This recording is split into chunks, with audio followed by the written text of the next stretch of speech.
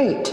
So today our speaker, who I will introduce in a moment in depth, Taylor Swan, our inspirational speaker that we love so much, will be doing the mini lesson on power for this month.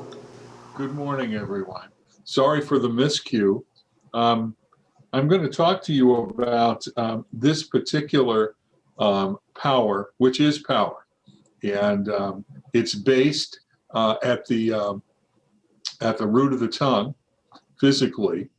And it's us being a channel of light that flows from our mind and through our mouth. And we're calling into reality our existence as we speak. Charles Fillmore wrote that there were 12 powers. He likened them to the 12 disciples. And the disciple that is identified with this power is Philip. And this power is about self-mastery and spiritual presence. And it is a gift for good. Truly, power is a gift of God, freely given, but it's a gift to be used under God direction only. Wrong use of the God-given power potential will bring disappointing or even disastrous results.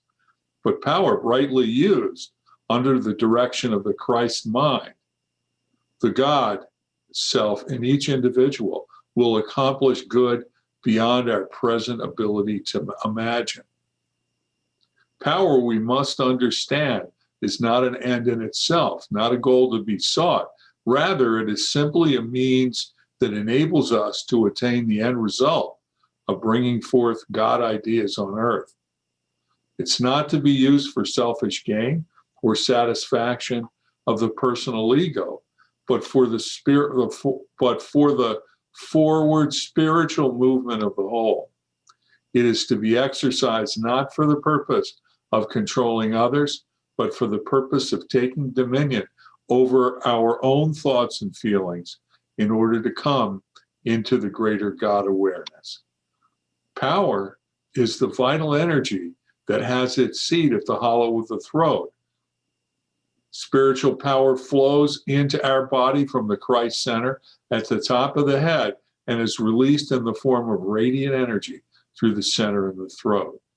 Power is released by consciously speaking positive, powerful words of truth. It is through opening the inlet of prayer and receptivity to God that we fill our power channel to release good into our world. A meditation on the power of power. Please join me for a moment of meditation. As I recognize my connection with Spirit, the one power, I become more aware of my inner faculty of power. I feel it energizing and renewing me from within. I'm invigorated in mind, body, and consciousness. How wonderful that I have the power to choose my reaction to circumstances. Aligned with Spirit, I take charge of my thoughts and words, knowing they have creative energy. I think and speak only positive, kind, affirming words regarding myself and others. As a result, my body thrives. I manifest loving, harmonious relationships, and I demonstrate prosperity and well-being. With gratitude and respect for the spiritual gift, I use my power to create my best life. Nothing is stronger than the power and love of God that flows through me. Share this affirmation with me. The presence and power of Spirit now manifest in me and through me.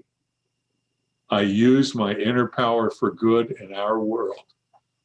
And so it is.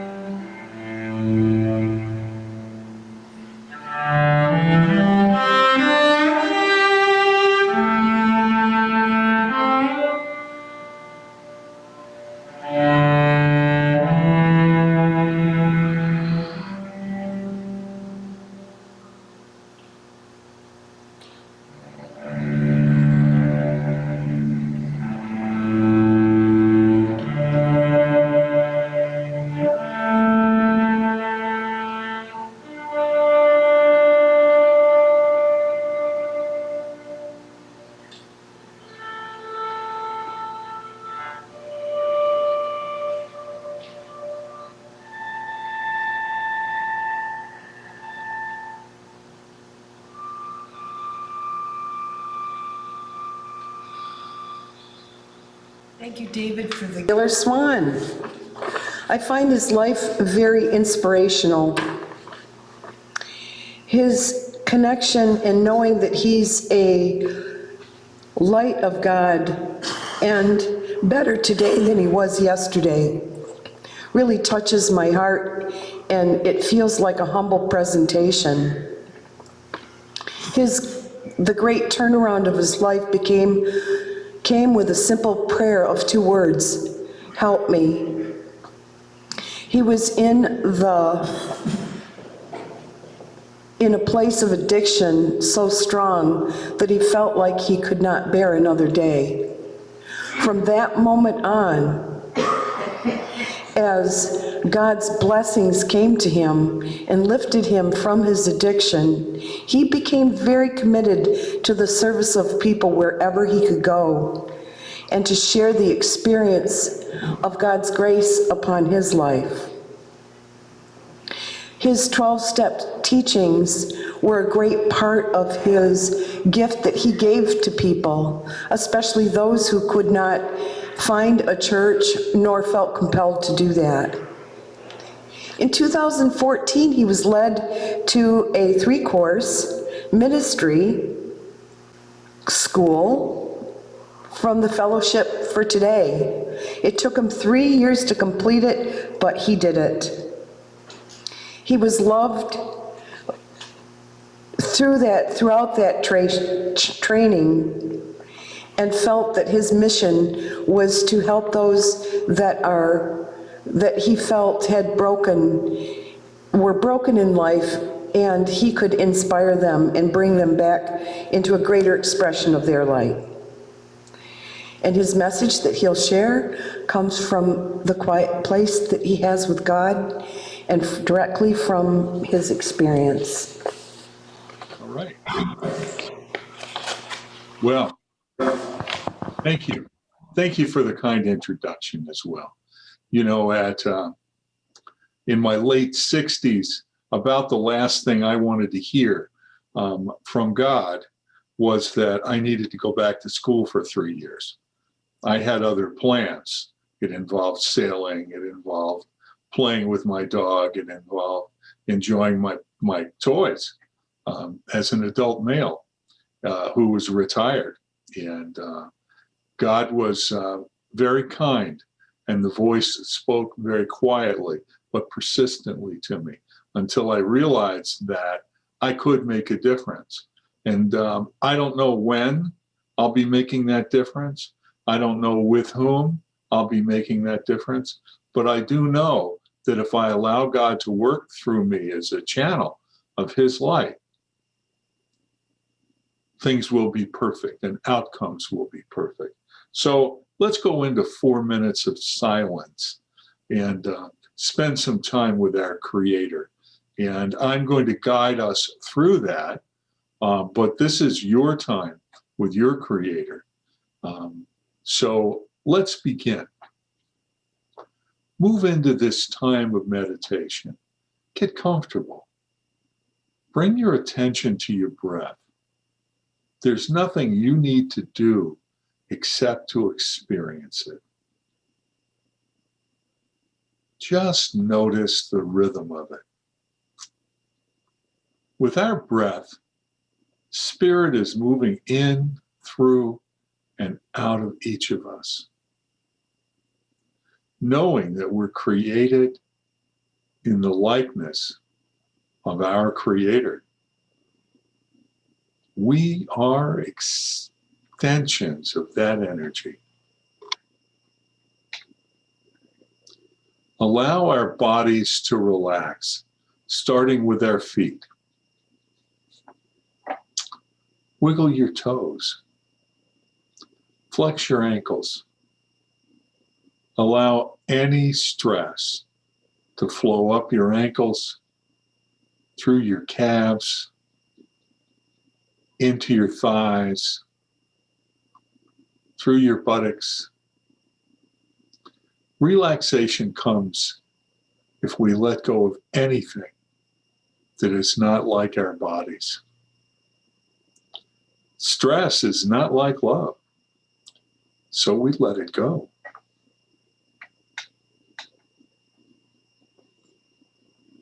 Up through our abdomen, through our backs.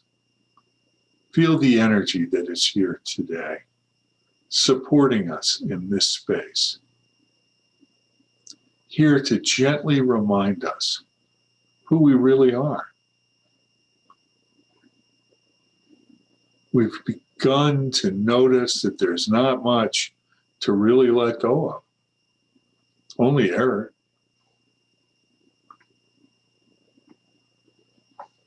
This relaxation wave moves up into the chest, into the back of the neck, into our jowls, and through the top of our heads.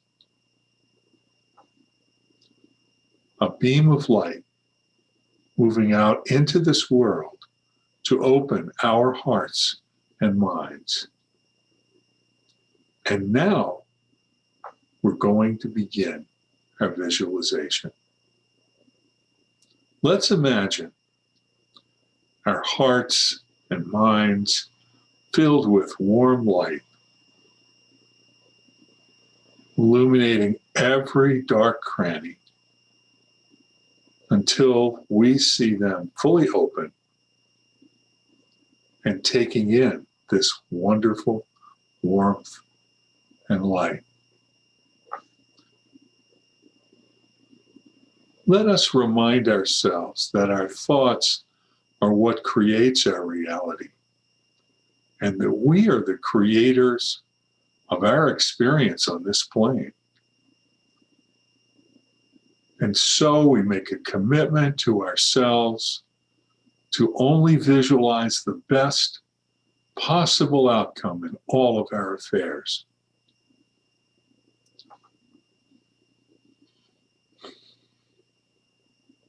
And now, let us come back into our bodies by wiggling our toes and bending our ankles and moving our fingers, and by taking a few deep breaths until we're fully present in our bodies.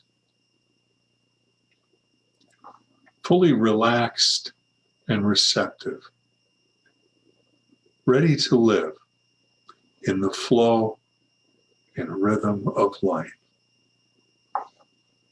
And so it is. Well, you'll recognize it right away, because it's well known all around the planet in New Thought communities. And it refers to how important our thoughts are, because our thoughts are prayers. It was Lucille Olson's crowning achievement from my point of view. So, my talk today is on perception. The affirmation for perception is, I have the power to create my world. And that's what that song was about, that it is our thoughts that create our experience of the world. As part of my daily meditation, I ask that those things that I perceive in my existence are filtered by the God consciousness within. The ability to see angels among us and see the very best possibilities in those people that we interact with and within the circumstances that we experience is contingent upon our perception. So, two people are sharing the same moment in time, and yet they see and experience entirely different things in that same moment. How can this believe? How can this be? I believe that it's God. It's the God consciousness within us that filters our experience. So this is a listening test. So listen for the cues that will create your perception. Here's an example from a story that I heard many years ago. A men's shoe manufacturer wanted to expand his sales opportunities, feeling that he had saturated the US market. So he hired a young man, call him Taylor, and asked him how much he wanted to succeed. And Taylor told him, very, very much. I'm willing to do anything within the realm of the law in order to succeed. So he hired the young man, and he sent him to the South Pacific to launch a new sales office for his company. The young man arrived and within a week wired the owner that he was returning to the US. His message: no one wears shoes here, returning as soon as possible. Okay, we're going to continue listening for the clues. The following year, undaunted, the business owner hired another young man and gave him the same opportunity. The young man arrived and within a week wired the owner that no one wears shoes there and that he was excited by the opportunity presented to him. The difference was the perception of the individuals, since both traveled to the same place. However, each person experienced a completely different outcome. Perception is an experience in the mind of the viewer. I'm going to let you take a few seconds to think about that. In the mind of the viewer.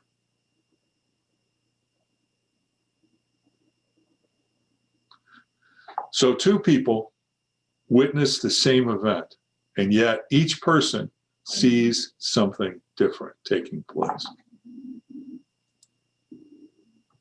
So, my next story. A young man moved to the big city from his small community. He rented a small apartment in the urban center, and upon moving in, discovered that some of his appliances were not working. So he located the fuse box and discovered that he needed to replace the blown fuse. Arriving in the shopping area, he's persuaded to enter a small shop and is promptly sold a new suit of clothes. Now, he went down to the shopping area to get a fuse.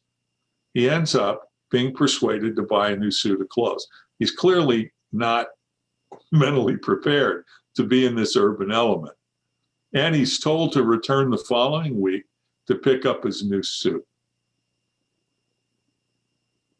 Upon returning to the shop, he's given his new suit for a final fitting. As he stands in the mirror looking at his new suit, he realizes the right arm is too long, okay? And that the left pant leg is too short.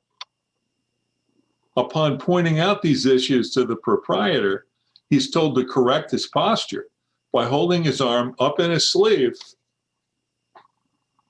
okay, and do the opposite with his leg on the opposite side, thus correcting the issues with the suit. As he leaves the shop, he walks past two older ladies in the street with his strange gait. And the first lady says, "Such a shame that a man so young should be so crippled." And the other lady comments, "But didn't his suit fit nicely?" Once again, a matter of perception. I choose that my perception is always aligned with the Christ consciousness within, so that I may always experience the highest good in every situation. Okay? From this to this. I have one last story from my own experience. And I'm not really proud of the experience, but I'm delighted with the lesson that I learned. I was leaving my doctor's office parking area and exiting into a busy street in Lansing. As I pulled across the lanes of traffic exiting, traffic suddenly stopped, and I found myself blocking all 3 lanes of traffic. Now, this wasn't my intention. It occurred beyond my control. As I was waiting for the light on the corner to change so the traffic would allow me to move, an older guy, now about my age, in a very large pickup truck, was demonstrating his unhappiness with me by yelling obscenities and making wild and impolite hand and arm gestures. I know you don't need me to make these on the screen. You can imagine what he was doing. I initially responded to him in kind, and here's the part I'm not too proud of, which led him to invite me to join him in the street in a physical confrontation. Now I'm 73 years old. My back is sprung. This is completely out of the question. Fortunately, the Christ consciousness within me prevailed, and I was immediately able to see him as a child of God who was in pain and needed love, not my in-kind response. I had this vision of 2 old grandpas brawling in the street with one another, and it became disarmingly funny. And I was able to love him instead of reacting to him in kind. Now, can you imagine him seeing me in 1 minute actively making arm and hand gestures and yelling back, and in the next minute smiling with my hands clasped like this, sending him love and laughing? It unnerved him. He got back in his truck. Traffic moved, and we were able to disengage. My perception of the situation changed from one of anger to one of love and humor. During my quiet time with my Creator each morning, I ask my higher power to remove anything that stands in the way of his or her light flowing through me and lighting the way so that I might see the highest good in any situation. So I ask you this question: how close do you want God in your life experience? Have you surrendered your life and will to the Creator today? Because that's the way I suggest you start your day. Have you made room in your experience for God to allow you to see his hand moving in your life? Personally, I want to see the highest and best possibilities in everything that I experience. So 2 people in the same moment of time, and yet they experience completely different events. Can you think of an event where you had one perception and the other people in the room had another one? Let's take a moment and allow you to do that.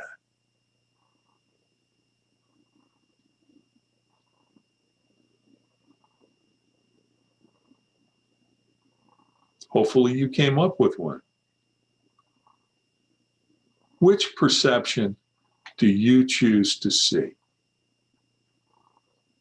The one of the Christ energy flowing from the crown of your head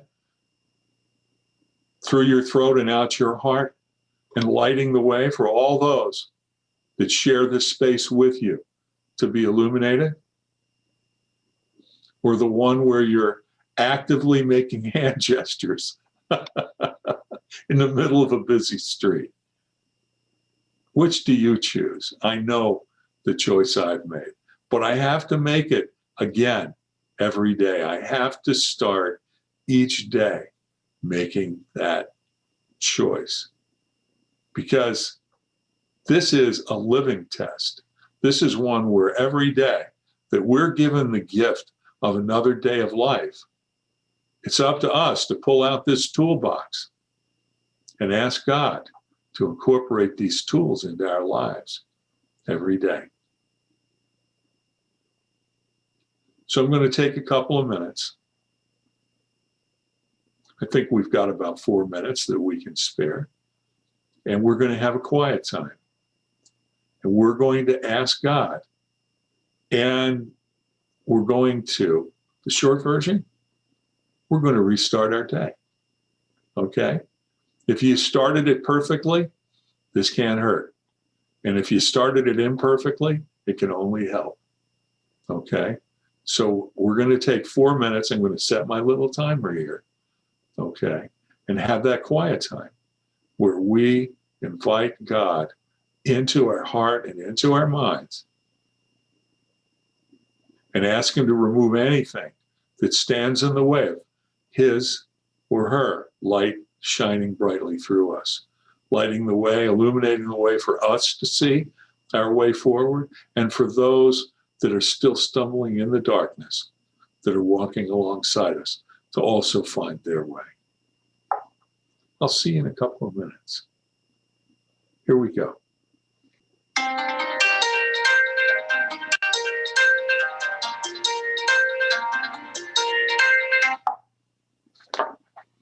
So God, these things for which we've asked, we know are already on their way, because you're all knowing, all loving, and all powerful. And so it is. Amen.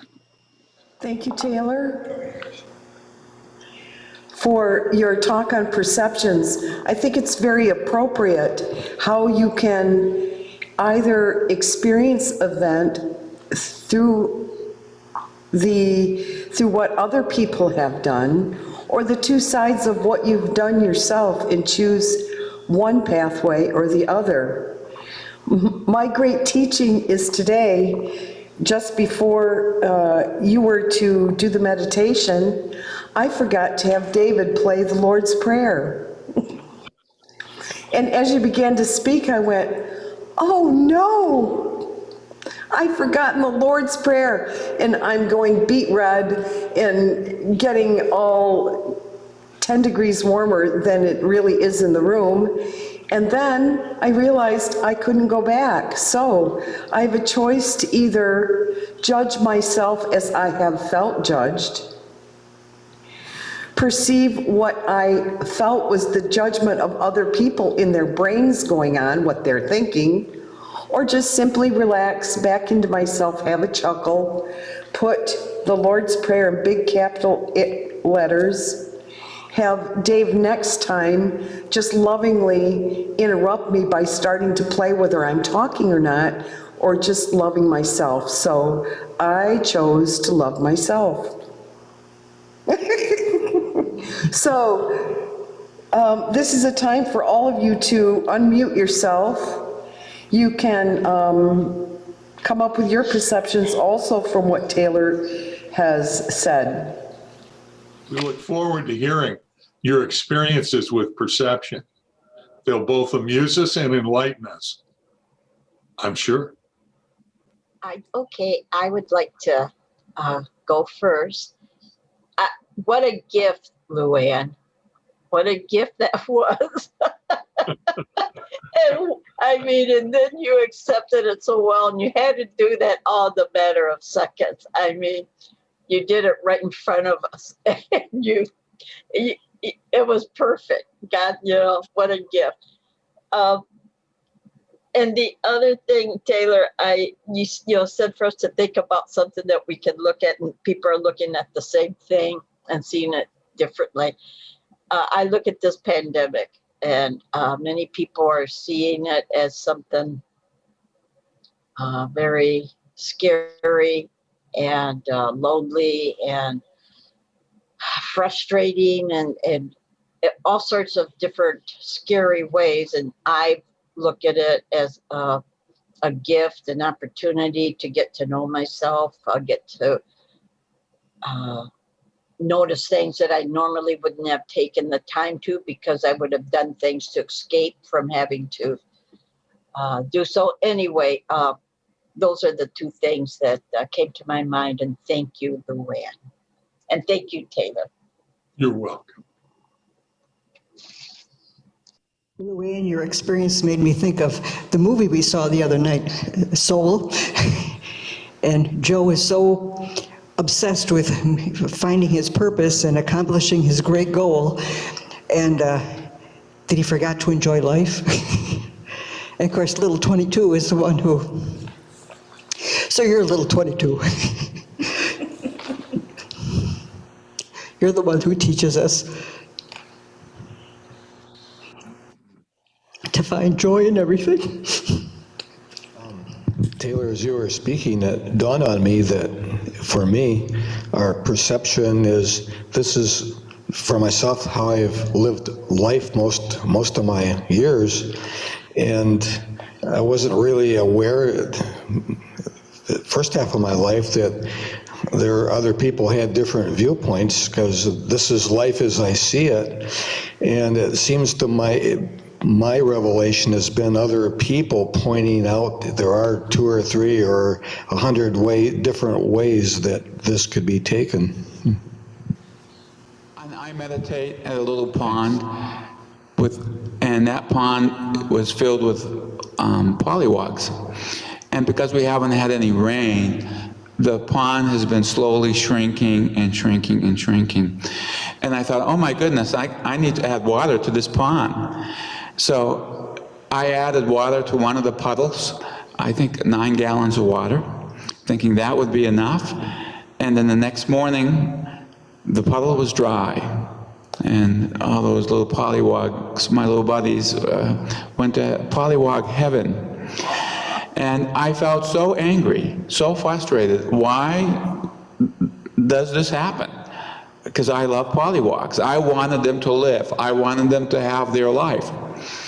And when I was able to let go of that, when I was able to say, well, maybe they're in heaven, they're happy. Maybe, I say to myself, there is no death.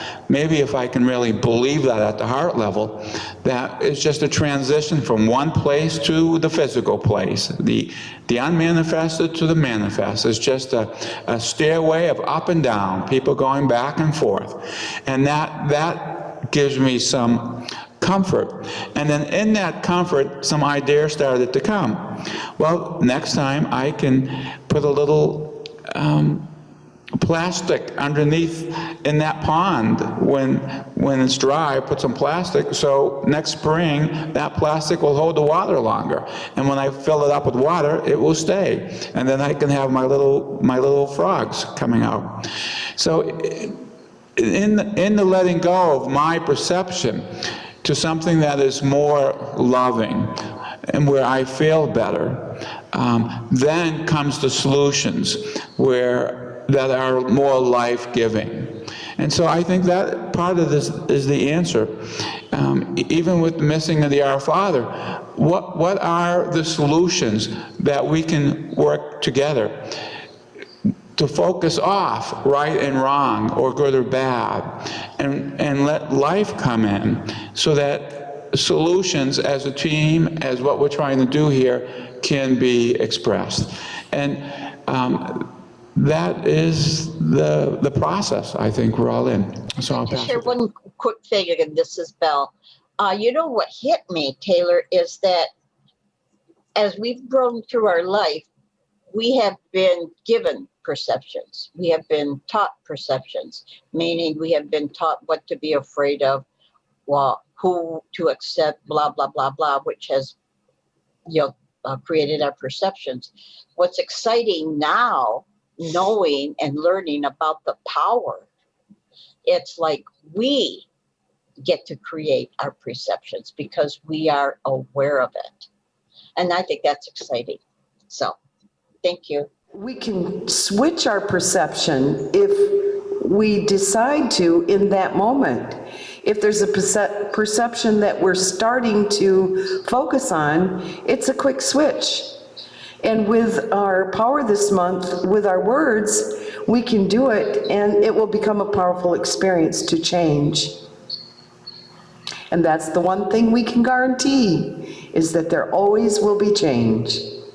I just wanted to add, Does perception create attitude, or does attitude create perception? Chicken and the egg question. I thought I'd put it out there.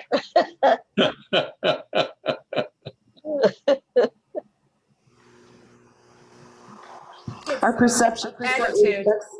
Oops, I'm sorry. go ahead. From a book I've been reading from, The Laws of Human Nature, it would say that attitudes are the filter from which we perceive and interpret the world.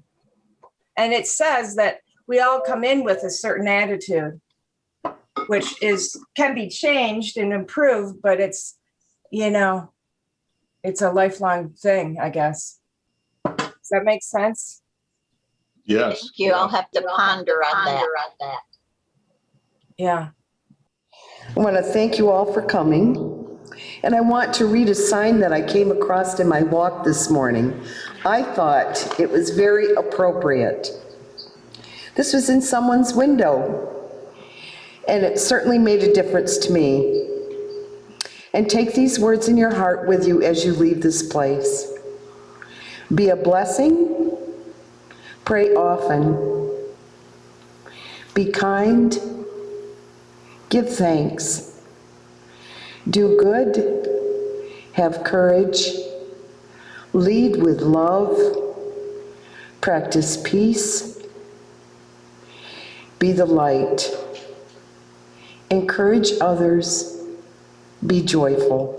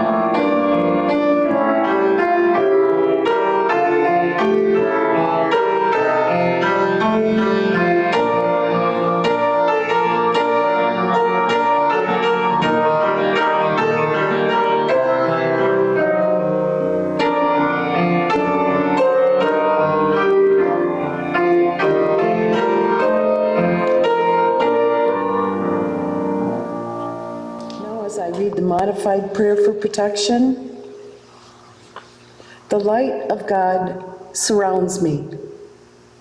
I am light. The love of God enfolds us. We are love. The power of God protects us. We are power. The presence of God watches over us.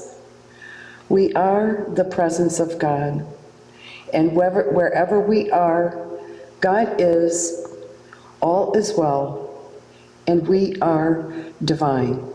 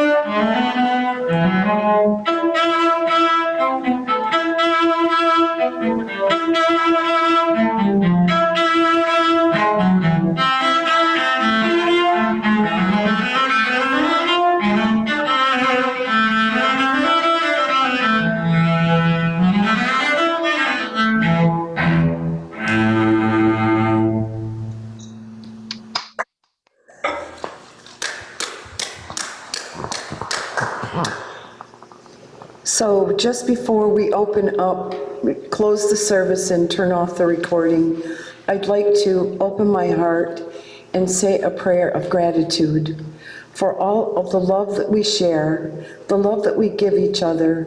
May we come from this day with a greater perception of the love that we have to share. I'm so grateful. Thank you, God. Thank you, God.